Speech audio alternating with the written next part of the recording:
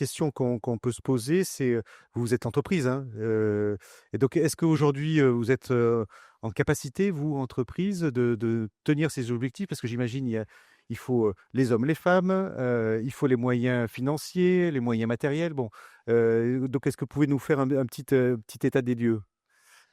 Alors effectivement, vous interrogez le sujet des moyens par rapport à l'ambition effectivement qu'on a pu voir, finalement tracée par, les organismes de tutelle. Donc, effectivement, il faudrait qu'en 10 ans, on arrive à faire, ce qu'on a fait en 70 ans. Donc l'ambition est forte et effectivement, il faut, traiter le sujet des moyens, comme vous l'avez indiqué, à la fois sur l'aspect, économique, financier, pouvoir apporter des capitaux pour déployer ces infrastructures, mais aussi en termes de moyens humains. Et bon voilà, il a fallu qu'effectivement on se mette en ordre de marche parce que, ça veut dire mettre en place des projets qui à chaque fois sont, tous différents les uns que les autres, qui demandent énormément d'expertise, expertise technique, on l'a vu avec, le sujet de la géothermie, mais ça va être aussi des expertises financières, des expertises juridiques, des expertises, d'exploitation technique. Et donc effectivement, on a essayé d'anticiper, mais c'est jamais tout à fait simple aussi de le faire, de manière, totalement parfaite. Mais effectivement, on a essayé d'anticiper le sujet. Donc vous voyez qu'effectivement, aujourd'hui, NG Solutions en Île-de-France, je parle hors Paris, c'est à peu près 500 collaborateurs pour 37 réseaux principalement de chaud, hein. On a 33 réseaux de chaud et 4 réseaux de froid. Donc on est déjà effectivement nativement structuré pour, déjà assumer une certaine charge. Si j'ai bien compris, j'en ai retenu une centaine, en Île-de-France, donc vous en avez un tiers à peu près, que vous exploitez, c'est vous? À peu Peut-être près? pas, Non? non. Peut-être, parce que ça il y en a un peu plus de 100, donc on va plutôt 25. Ouais. Et donc c'est vrai que, il a fallu qu'on se structure et qu'on anticipe en fait, parce qu'on voyait bien le mur de tous les sujets, qu'on allait devoir, finalement adresser. Et donc dans un mode classique, on va dire, on peut aller chercher des collaborateurs supplémentaires, chez des confrères, mais là, vu tout ce qu'il y a à faire, il fallait surtout en fait qu'on crée des nouvelles ressources et qu'on allait chercher finalement en fait, des personnes qui n'étaient pas dans nos sujets, jusqu'à présent. Et donc, ce qu'on a fait, c'est qu'on s'est rapproché d'écoles d'ingénieurs, d'écoles de commerce, de lycées techniques. Et donc aujourd'hui finalement pour faire face à cette demande, on a depuis, 4-5 ans, mis en place en fait, voilà, des liens avec les écoles pour accueillir en stage de fin d'année, fin de projet, des écoles d'ingénieurs, en fait, de jeunes personnes qui vont, finalement, passer 6 mois avec nous, découvrir nos métiers, comprendre ce qu'on fait, intégrer, finalement nos process et à la fin, si possible, rentrer, en fait, dans nos effectifs.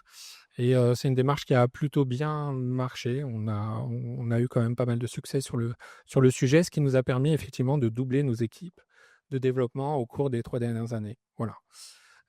Après sur le sujet des moyens, effectivement, il y a aussi les moyens et les capitaux.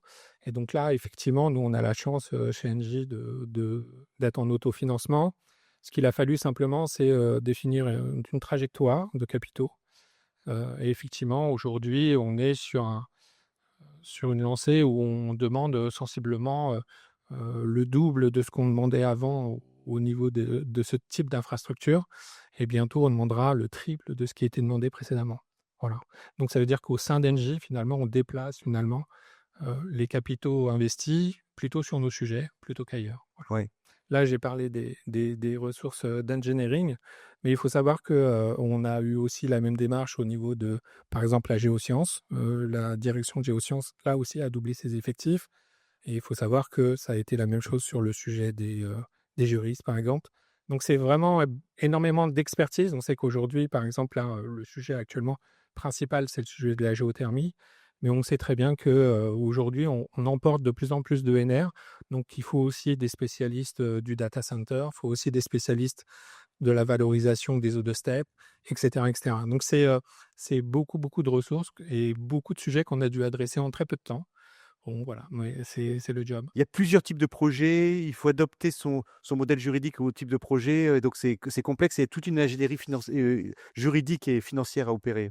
Oui, alors là, on vous présente effectivement les différents types de solutions. Donc on voit que, c'est quand même un imbroglio. C'est un peu compliqué effectivement en fait pour, quelqu'un qui n'est pas forcément habitué à ce domaine-là. de pouvoir s'y retrouver. Mais on va dire que pour une collectivité, finalement, ce qui va être sa ligne de crête, ça va être son niveau d'autonomie. On l'a bien vu lorsqu'on évoquait le sujet des moyens. Ce sont des projets où finalement on va chercher énormément d'expertise. Expertise technique, financière, juridique, énergétique. Donc effectivement, déjà, si la collectivité a ses propres ressources ou pas. Voilà. Donc ça, c'est déjà un premier sujet. Est-ce qu'elle est capable déjà techniquement en fait de porter un sujet comme celui-là? Ou est-ce qu'elle va aller chercher en fait des ressources externes? Et puis après, effectivement, ça va être sa capacité de financement. Est-ce qu'elle a des capitaux à pouvoir investir? Et donc en fonction de ça, finalement, elle va faire son choix là dans l'organigramme là qu'on vient de vous présenter, où finalement on voit que une collectivité qui est totalement autonome et qui est en autofinancement, elle peut faire le choix en fait de la régie. Après, effectivement, si elle a besoin finalement de se faire accompagner en termes d'expertise, elle va passer des marchés pour avoir effectivement des AMO et pour aller choisir des opérateurs. Alors, opérateurs qui pourront être publics, hein, c'est le cas par exemple de SPL. Et là, effectivement, on n'a pas forcément de mise en concurrence, même si on a un contrat de concession qui est mis en œuvre.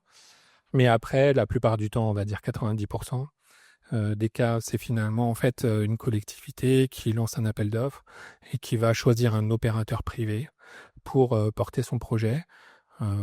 Pourquoi? Parce que effectivement, en fait, les quelques opérateurs, hein, on est plusieurs, à pouvoir porter ce type de sujet, on intègre finalement et on apporte en fait l'ensemble des expertises en fait dans nos organisations. Donc là, effectivement, vous pouvez voir que on peut retrouver Engie, Dalca, Corian, Silex, Veolia sur ce type de projet et qui vont répondre finalement à l'appel d'offres qui sera mis en œuvre en fait par la collectivité, ce qui a été le cas pour Villeneuve-la-Garenne, hein, parce que même si effectivement le donneur d'ordre juridiquement avait une organisation privée, dans les faits, on a répondu à un appel d'offres qui ressemblait, comme le Canada Dry, très fortement finalement en fait à un sujet de concession et un appel d'offres de type DSP. Après, juste sur le sujet des contrats privés, on voit apparaître depuis quelques années là on voit monter en fait le sujet des SEM et des CEMOP. Et il y a aussi par la loi de transition énergétique de 2017, on a vu apparaître en fait le principe des SACENR. Et c'est un sujet effectivement en fait c'est un modèle qui peut être intéressant dans certains cas. Je ne dis pas dans tous. Dans certains cas, ça peut être intéressant lorsque, par exemple, on a une délégation de service public qui a plus de 15 ans encore à perdurer et qu'on souhaite la convertir aux ENR. Ça peut être en fait un modèle qui permet de ne pas tout remettre en question et simplement en fait venir plugger une nouvelle production énergétique, ENR, sur un réseau existant, par exemple. Voilà, donc on voit des enjeux juridiques, trouver le bon Ouais. modèle juridique en fonction des contraintes qu'a chacune des collectivités. Donc ça, il y a une discussion qui doit naître aussi avec vous une fois que c'est fait. Et puis il y a aussi les solutions techniques que vous avez proposées. Je crois qu'à Villeneuve-la-Garenne, vous avez également proposé une solution technique un peu innovante. Alors, je n'avais pas vu le schéma d'Amélie, mais effectivement, en fait, vous avez bien vu que dans tout l'Est parisien, finalement, en fait, le sujet de la géothermie n'était pas vraiment adressé jusqu'à présent. Et effectivement, en fait, depuis quelques années, à Engie, on a apporté finalement des nouvelles solutions pour aller sur des sous-sols qui, jusqu'à présent, en fait, étaient considérés comme peu intéressants. Et donc, ce sont des technologies, enfin une technologie particulière qui s'appelle le multidrain, qu'on a déjà mise en œuvre déjà à 2 reprises, hein, que ce soit du côté de Vélizy ou du côté du Chénet-en-Cancourt. 2 installations où finalement on a mis en place en fait une infrastructure qui ressemble à des infrastructures qui ont été développées dans l'oil and gas. C'est-à-dire que plutôt que venir capter sur un seul des horizons, en fait, vu qu'il y en a 4 ou 5 au niveau du Dogger, à 1500, 1600 mètres, plutôt qu'aller capter la ressource en fait sur un seul horizon, là en fait on vient et on traverse toutes les couches en fait du Dogger, donc 4 ou 5 couches, on vient les traverser 2 fois pour 2 brins et une fois pour un seul brin.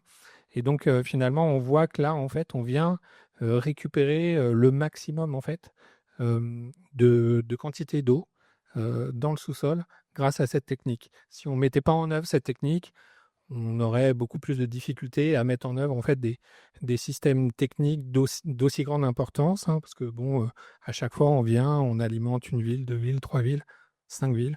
Donc c'est des grosses infrastructures qui nous permettent finalement, grâce à cette nouvelle technologie, d'adresser finalement l'Ouest parisien dorénavant. Et qu'on donne un peu de perspective 2025-2030, comment vous voyez les choses sur l'évolution des consommations en Île-de-France? Déjà, je vais parler effectivement de l'impact sociétal de nos infrastructures énergétiques. Aujourd'hui, en fait, dans le cadre de nos réponses, autant avant, on se cantonnait à mettre en œuvre la meilleure infrastructure énergétique possible. Autant dorénavant, les collectivités nous attendent au-delà de simplement de la réponse d'un énergéticien. Et effectivement, ils souhaitent que cet outil qui va venir finalement traverser la ville porte aussi en fait un certain nombre de valeurs et porte finalement des sujets au-delà de simplement de la chaleur la plus bon marché. Donc effectivement, on va aller chercher des sujets, enfin des, oui, on va aller chercher de la décarbonation. Donc on va additionner finalement des solutions pour limiter au maximum en fait le niveau carbone en fait de nos solutions. On va accompagner la sobriété effectivement, comme je l'ai dit tout à l'heure, en mettant en place en fait des fonds qui vont permettre en fait d'accompagner les abonnés pour aller chercher en fait l'efficience énergétique. On va pas quand même aller jusqu'à remplacer toutes les enveloppes des bâtiments, mais au moins accompagner pour que l'énergie consommée soit celle qui soit la plus utile et pas simplement en fait accompagner des passoires thermiques. Et puis effectivement, on va aussi mettre en place des enjeux sociétaux par le financement participatif. Donc là, souvent en fait, on adresse une partie des capitaux, on les met à disposition, enfin on permet finalement à à des privés, enfin comment dire, euh, des, des investisseurs individuels de pouvoir accompagner des sujets comme celui-ci. Et enfin, souvent, on va mettre en place des comités d'usagers pour permettre effectivement en fait que ce nouvel élément à l'intérieur de la ville, cette infrastructure énergétique, soit la plus proche en fait des citoyens de la ville. Voilà. Et Oui, c'est un outil, c'est l'occasion d'un outil de sensibilisation aussi à oui, puis l'efficacité, à la c'est sécurité. souvent en fait pour que les choses soient le plus intégrées possible, les gens ont besoin de comprendre. En plus, la plupart du temps, quand on met en place en fait ce type de solution, bon voilà, on fait quelques travaux sur la route, Eh oui. etc. On occasionne quand même quelques désagréments. Lorsqu'on vient mettre en place un forage de géothermie, c'est une infrastructure qu'on réalise en général à peu près en l'espace de 4 mois avec avec des outils qui vont travailler 24 heures sur 24 pendant ces 4 mois. Donc ça crée quelques petits désordres et donc effectivement, il faut que les gens puissent partager en fait toutes les valeurs de ces infrastructures. Et donc c'est vrai qu'on crée des comités à la fois pendant la phase de travaux, mais aussi pendant la phase d'exploitation pour qu'on puisse aussi avoir un dialogue et pas simplement en fait un abonné qui va simplement se contenter de payer sa facture. Alors 2030, vous voyez, oui, on se disait, ça faisait partie du titre de la conférence, hein, Ouais. 2025-2030. Là, je voyais un schéma directeur 2030. Bah, c'est ce qu'on a évoqué tout à l'heure, Amélie l'a très bien décrit. Aujourd'hui, il y a une vraie ambition et donc il faut savoir accompagner en fait cette ambition. Aujourd'hui, nous, ce qu'on peut connaître au sein de la profession, c'est un doublement des réseaux de chaleur à terme, donc sensiblement pour 2035. Et donc, il va falloir que, comme on l'a dit tout à l'heure aussi, il va falloir qu'on puisse s'organiser pour aller finalement apporter le maximum de réponses à toutes les collectivités, accompagner les collectivités, mettre en place en fait euh, des équipes qui puissent répondre à ce besoin et aussi accompagnées par les capitaux, hein, investis. On l'a vu, Villeneuve, 60 millions. Là, je viens de répondre à un dossier, c'était 90 millions. Donc là aussi, en fait, il y a un gros effort pour accompagner toute cette démarche. Mais je pense qu'on est en démarche.